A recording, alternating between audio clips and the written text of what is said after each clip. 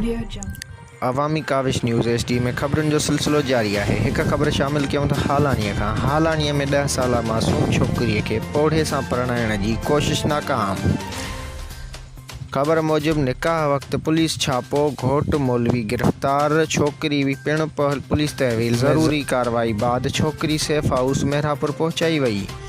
Case दाख़िल न थी सघियो। तहसील मूजिब हालानी में मोहब्बत देरो रोड ते कई सालन खां वेठल लाडाणू शेखन जी झोपड़ा कॉलोनी में 10 साल जी मासूम छोकिरी सनम दी अलहदाद शेख ऐं माउ पीउ पारां हिकु 48 साला पोढ़े ज़मीर शेख सां परणायो पियो वञे, जंहिं ते हालानी पुलिस खे हिफ़्ज़िया इतलाह मिलण ते छापो हणी मासूम बालिग़ नींगरीअ सां ज़बरदस्ती शादी रचाइण घोट 48 साला ज़मीर शेख खे निकाह पढ़ाईंदड़ मौलवी ज़ाहिद उन्नड़ खे गिरफ़्तार करे वरितो ऐं मासूम नींगरी सनम शेख खे पिण मेडिकल चेकअप ऐं ज़रूरी कार्रवाइनि खां पोइ पुलिस सेफ हाउस मेहरापुर पहुचाए छॾियो आहे।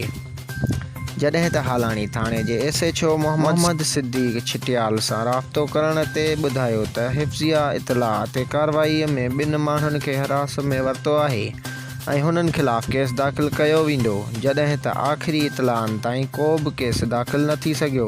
रिपोर्टर अब्दुल समद सेतो सां गॾु अवामी काविश न्यूज़ HD।